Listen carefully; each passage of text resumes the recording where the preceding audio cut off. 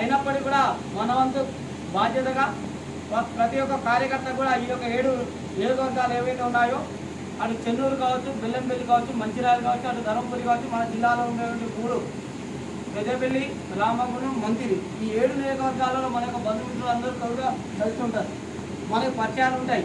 అయినప్పటికీ కూడా మన ప్రాంతంలో మనం ప్రచారం చేసి మన బాధ్యతగా మనకు అప్పగించిన బాధ్యత ఏదైతే ఉంటుందో దానిని నెరవేర్చాల్సినటువంటి బాధ్యత మనకుంటుంది.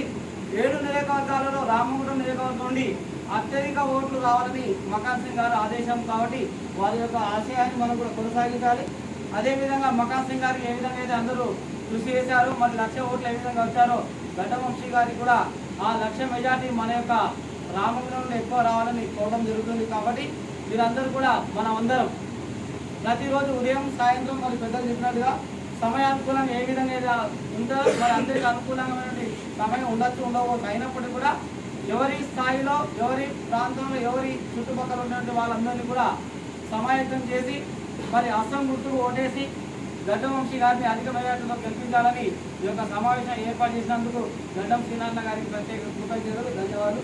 వారికి అధ్యక్షులు అయినందుకు కూడా ఈ సభాపూర్వకంగా శుభాకాంక్షలు చేస్తున్నాను.